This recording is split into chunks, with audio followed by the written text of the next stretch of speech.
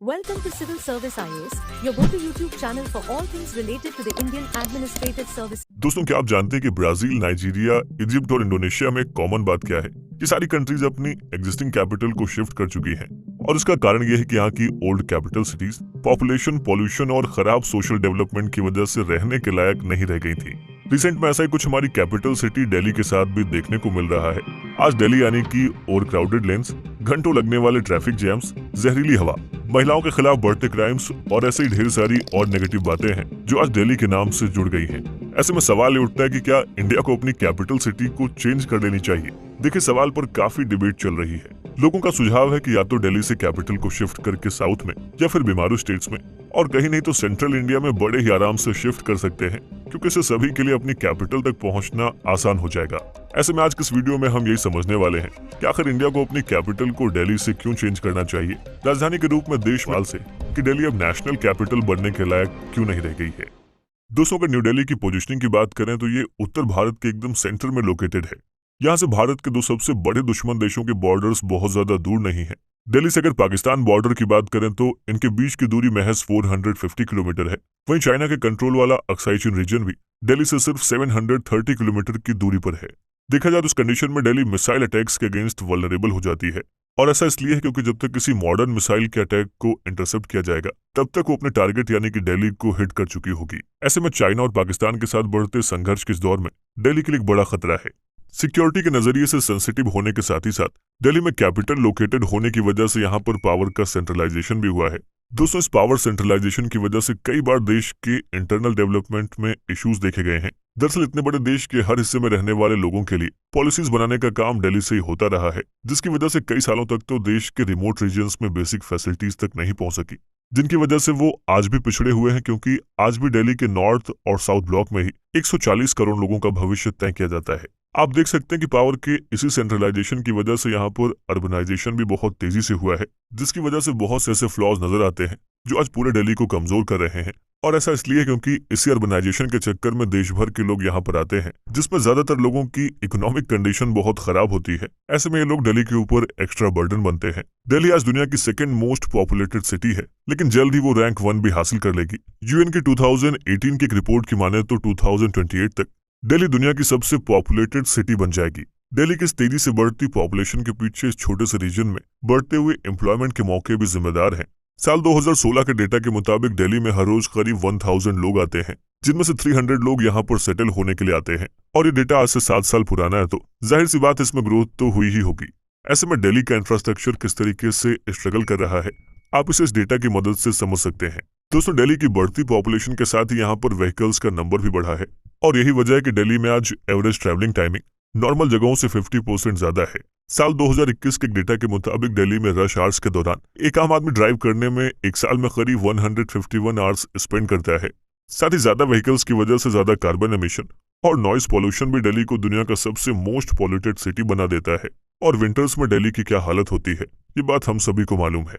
बतौर कैपिटल इतनी polluted air होने की वजह से विदेशों में कई बार दिल्ली को गैस चैम्बर कहकर बुलाया गया है। साथ ही पुअर वेस्ट मैनेजमेंट की वजह से कूड़े के पहाड़ भी आज दिल्ली की पहचान बन चुके हैं। दूसरे ट्रैश टावर्स न सिर्फ दिल्ली की हवा को जहरीला बना रहे हैं, बल्कि सॉइल और ग्राउंड वाटर में भी जहर घोल रहे हैं। साथ ही दिल्ली का पुअर क्लाइमेट चेंज भी उसकी कैपिटल सिटी की इमेज को फेड कर रहा है। दिल्ली के एक बड़े हिस्से के रहन सहन को देखें तो जिन घरों में लोग रहते हैं उनमें वेंटिलेशन तक नहीं है। हाई पॉपुलेशन डेंसिटी की वजह से सेम हाउसिंग स्पेस को अलग अलग फंक्शन के लिए भी इस्तेमाल किया जाता है। ऐसा अक्सर देखा गया है कि कूलिंग ऑप्शन की अनअवेलेबिलिटी और खराब बिल्डिंग मटेरियल की वजह से भी वहां रहने वाले लोग पुअर हेल्थ कंडीशन और कई तरह के वायरल इन्फेक्शन की चपेट में आते रहते हैं। दिल्ली की स्टैटिकल हैंडबुक 2013 की माने तो दिल्ली की 32% से ज्यादा की पॉपुलेशन सिंगल रूम में रहती है, और 29% के करीब लोगों के पास 2 कमरों की जगह है। दिल्ली के 80% ज्यादा परिवारों में कोई एक मेंबर सांस की बीमारी से ग्रसित है। दोस्तों, साल 2020 के नेशनल क्राइम रिकॉर्ड्स ब्यूरो यानी कि एनसीआरबी के डेटा के मुताबिक 41% क्राइम दिल्ली में ही कमिट हुए थे, यानी देश के हर 5 में से 2 क्राइम दिल्ली में ही होते हैं। देखा जाए तो आज दिल्ली किडनैपर्स का पैराडाइज बन गया है। भारत में सबसे ज्यादा किडनैपिंग दिल्ली में ही होती है, और इन सब के अलावा क्राइम अगेंस्ट विमेन के मामले में दिल्ली सबसे आगे है।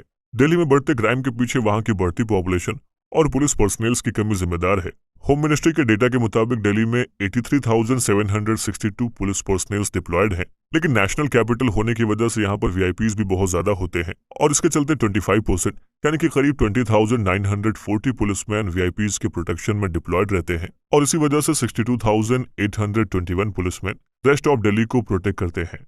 ऐसे में दोस्तों 300 लोगों पर सिर्फ एक पुलिसमैन के होने की वजह से दिल्ली में क्राइम को कंट्रोल करना काफी मुश्किल हो जाता है और दिल्ली की सिचुएशन इस आर्ग्यूमेंट को सपोर्ट करती है कि भारत को अपनी कैपिटल कहीं और पर शिफ्ट करनी चाहिए। लेकिन सवाल यह भी है कि दिल्ली नहीं तो और कहां। ऐसे में आइए इसको भी समझ लेते हैं। दोस्तों, कैपिटल शिफ्ट करने के डिबेट में बहुत सारे अलग अलग सजेशंस दिए जाते हैं, जिसमें कुछ लोग इस बात की वकालत करते हैं कि भारत को अपना कैपिटल सदर्न पार्ट में शिफ्ट करना चाहिए। बड़े पॉलिटिकल राइटर किंगशुक नाग इस आर्ग्यूमेंट पर कहते हैं कि आज साउथ ईस्ट एशिया की बहुत सी कंट्रीज में हिंदुइज्म को ओपनली प्रैक्टिस किया जाता है, जिसमें थाईलैंड, कंबोडिया और इंडोनेशिया जैसे देश शामिल हैं, जहां राम और उनकी कहानियां खूब पॉपुलर हैं और इसे वहां तक पहुंचाने में सबसे बड़ा रोल साउथ इंडिया का था। लेकिन इस बारे में हमें आमतौर से नहीं बताया जाता क्योंकि हमारे देश के इतिहास को हमेशा दिल्ली को केंद्र में रखकर बताया गया है। ऐसे में उनका कहना है कि दिल्ली को सेंटर में रखने के चलते भारत की असली पहचान लोगों के सामने नहीं आ पाई है और आज जब दिल्ली एक अर्बन जंगल बन गई है तो इंडिया को अपने कैपिटल शिफ्ट के बारे में सोचना चाहिए और उसके लिए साउथ इंडिया की किसी भी लोकेशन को अपनाया जा सकता है। जब बात लोकेशन की आती है तो वो कहते हैं कि मैसूरू, बेंगलुरु और आंध्रा के बीच रास्ते में पड़ने वाले किसी ग्रीनफील्ड साइट और हैदराबाद जैसी जगहों को भारत की नई राजधानी बनाया जा सकता है। दोस्तों, किंगशुक नाग के साथ ही साथ अम्बेडकर ने भी थॉट्स ऑफ लिंग्विस्टिक स्टेट्स नाम की अपनी किताब में हैदराबाद को इंडिया की सेकंड कैपिटल के तौर पर सजेस्ट किया था। डॉक्टर अम्बेडकर का लॉजिक ये था कि दिल्ली साउथ के लोगों के लिए बहुत दूर होगी, जिससे उनका इंक्लूजन नेशनल कैपिटल में नहीं हो पाएगा और इसीलिए भारत को अपनी सेकंड कैपिटल के रूप में हैदराबाद को चुनना चाहिए, जिससे उनकी पार्टिसिपेशन भी बनी रहे और दोनों रीजन्स में एक हार्मनी भी मेंटेन रहे। दोस्तों, इसी प्रपोजल को लेकर के महाराष्ट्र के एक्स गवर्नर और मिनिस्ट्री ऑफ होम अफेयर्स में फॉर्मर मिनिस्टर ऑफ स्टेट रहे सी विद्यासागर राव ने हैदराबाद को सेकंड कैपिटल के तौर पर कंसीडर करने की मांग की थी। देखा जाए तो हैदराबाद को कैपिटल का आइडियल ऑप्शन उसकी लोकेशन बनाती है। जैसा कि हमने आपको पहले बताया कि भारत के सदर्न पार्ट्स के लोगों के लिए शहर बहुत करीब होगा। साथ ही हैदराबाद से बेटर गवर्नेंस और कोऑर्डिनेशन को प्रमोट किया जा सकता है। रिसेंट ईयर्स में हैदराबाद में काफी डेवलपमेंट भी देखने को मिली है, जिस वजह से इन्वेस्टर्स ने भी शहर में काफी पैसे इन्वेस्ट किए हैं। ऐसे में अगर यहाँ पर कैपिटल को डेवलप करने की प्लानिंग की जाती है तो और भी इन्वेस्टमेंट इस शहर को मिल सकते हैं, जिससे हैदराबाद न सिर्फ इंडिया की कैपिटल बल्कि एक फाइनेंशियल हब भी बन सकता है। दोस्तों, कैपिटल के तौर पर अगर बेसिक रिक्वायरमेंट्स को देखें तो ये शहर उसे भी पूरा करता है। आज हैदराबाद में well connected road networks, international airport और well established public transportation system मौजूद है, जो इसे इंक्रीज्ड एडमिनिस्ट्रेटिव फंक्शनिंग के लिए भी कैपेबल बनाती है। लेकिन दोस्तों, कई ऐसे फैक्टर्स भी हैं जिसमें हैदराबाद की कंडीशन लगभग दिल्ली के जैसी ही है।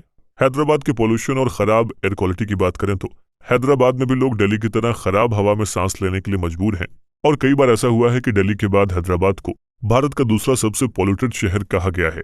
दोस्तों, पॉल्यूशन के अलावा अगर सोशल क्लाइमेट की बात करें तो इसमें हैदराबाद की हालत दिल्ली से भी खराब नजर आती है। देखा जाए तो हैदराबाद में second largest population of urban poor निवास करती है। साथ ही हैदराबाद सिटी में गरीबी रेखा के नीचे आने वाले लोगों की संख्या 23% है, यानी हर 100 में से 23 हैदराबादी गरीब है, जबकि दिल्ली में नंबर 3 गुना कम है क्योंकि वहां पर अर्बन पॉपुलेशन सिर्फ 7% है।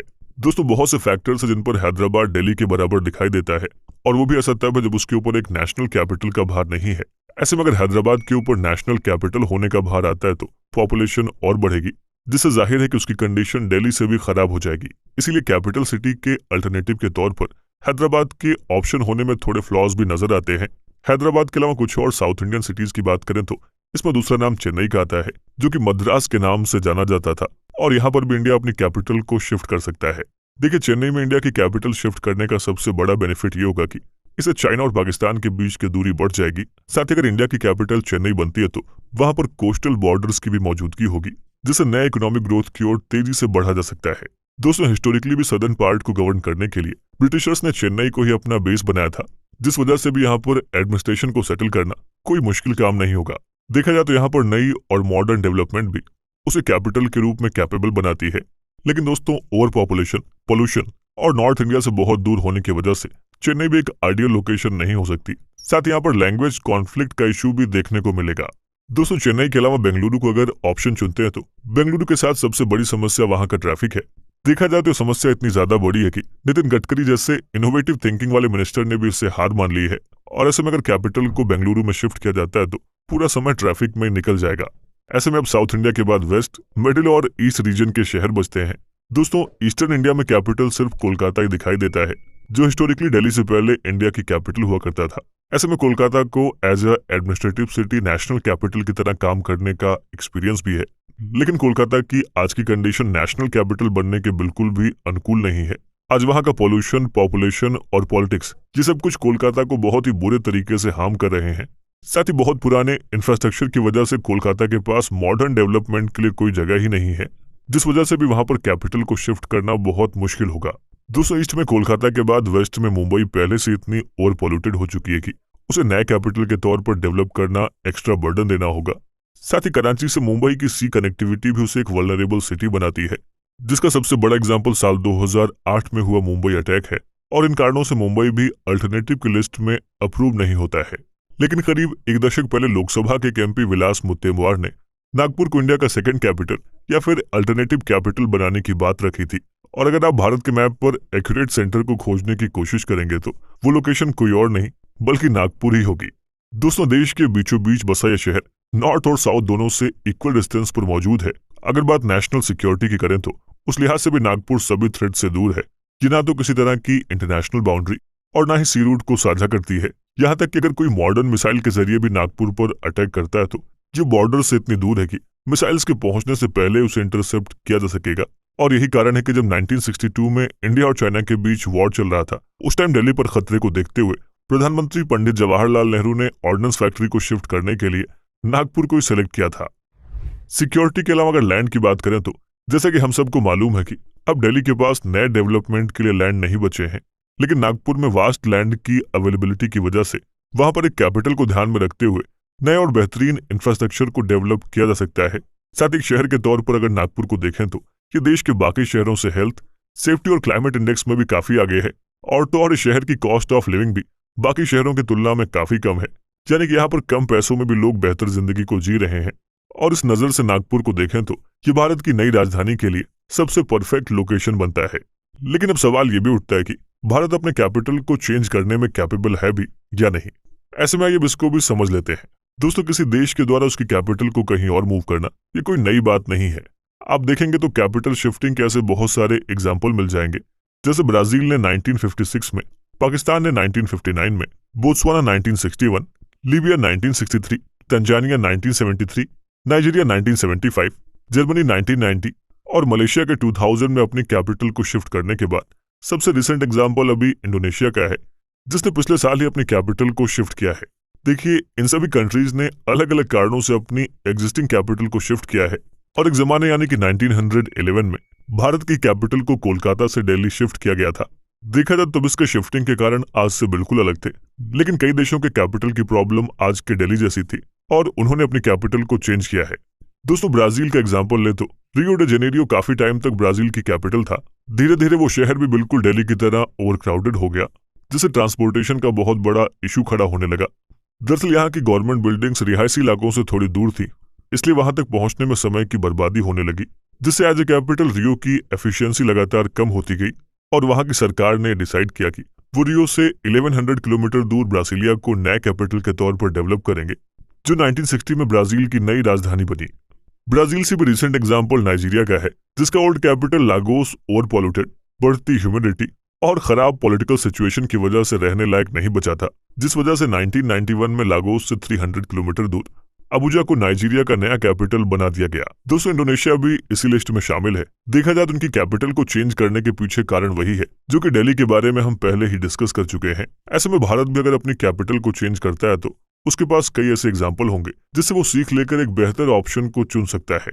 फिलहाल दोस्तों, कैपिटल चेंज करना इंडिया के लिए जरूरी तो लगता है, लेकिन अगर इसकी फिजिबिलिटी को देखें तो ऐसा करना बहुत आसान भी नहीं होगा, क्योंकि इसका हमें बहुत ही ज्यादा कैपिटल लगेगा। देखिए, अगर जकार्ता का एग्जाम्पल है जो कि इंडोनेशिया की कैपिटल था, उसको चेंज करने में करीब $33 बिलियन का खर्च आने वाला है। साथ ही इतने बड़े इन्वेस्टमेंट के बावजूद पूरे कैपिटल को डिजाइन करने में सालों का समय लग जाएगा, जिससे पूरे देश का ध्यान बहुत से फंडामेंटल इश्यूज की जगह न्यू कैपिटल के डेवलपमेंट पर होगा। और इन्हीं कारणों से बहुत से एक्सपर्ट्स भी भारत की कैपिटल को चेंज करना सही नहीं मानते हैं। रिसेंटली अगर सेंट्रल विस्टा प्रोजेक्ट की बात करें तो इसके तहत संसद की बिल्डिंग और कर्तव्य पथ से होते हुए इंडिया गेट तक के इस प्रोजेक्ट को लेकर काफी विवाद हुए। ऐसे में पूरी कैपिटल को शिफ्ट करना कितना बड़ा विवाद खड़ा कर सकता है, इसके बारे में हम सब समझ सकते हैं। दोस्तों, भारत अपनी कैपिटल तो चेंज कर सकता है, लेकिन उस बदलाव में देश को आर्थिक और राजनीतिक रूप से बहुत सारी दिक्कतों का सामना करना पड़ेगा, जिससे देश जो आज तेजी से दुनिया की लीडिंग इकोनॉमी के रूप में ग्रो कर रहा है, फिर शायद अपनी रफ्तार खो दे। और ऐसा भी पॉसिबल है कि इंडिया महज अपने कैपिटल को चेंज करने की कोशिश में सालों पीछे चला जाए। ऐसे में देश को दिल्ली की हालत को लेकर चिंता जरूर करनी चाहिए, लेकिन बतौर राजधानी दिल्ली से मूव करना अभी भारत के लिए बहुत बड़ा फैसला होगा, जिसे लेना किसी भी सरकार के लिए आसान नहीं होने वाला है। ऐसे में सिचुएशन में अगर दिल्ली को ही इम्प्रूव करने का काम किया जाए तो वो शायद सबसे ज्यादा बेहतर विकल्प होगा। दोस्तों, अगर करंट सिनेरियो को देखा जाए तो दिल्ली की हालत सच में ऐसी नहीं है कि इसे इंडिया के कैपिटल के तौर पर कंटिन्यू रखा जाए। भारत के पास ऐसे बहुत से ऑप्शंस हैं जो दिल्ली को रिप्लेस कर सकते हैं, लेकिन दिल्ली को पूरे तरीके से रिप्लेस करने की बजाय हम उसका भार थोड़ा थोड़ा कम कर सकते हैं, क्योंकि ये तो पहले भी हो चुका है कि इंडिया की एक से ज्यादा कैपिटल रही हैं। जैसे दिल्ली के साथ ही ब्रिटिशर्स ने शिमला को भी समर कैपिटल बनाया था, और आज भी देश में कई ऐसे स्टेट हैं जो 2 कैपिटल की मदद से एक शहर पर पूरा भार नहीं देते, जिसका सबसे बड़ा एग्जाम्पल महाराष्ट्र भी है, जिसकी कैपिटल मुंबई और नागपुर दोनों है। ऐसे में इंडिया भी अपने लेजिस्लेटिव, एडमिनिस्ट्रेटिव या फिर जुडिशरी में से किसी एक को किसी और शहर में शिफ्ट कर सकता है, जिससे दिल्ली से थोड़ा pressure. By subscribing to our channel, you'll gain access to a wealth of engaging videos that aim to educate and inspire.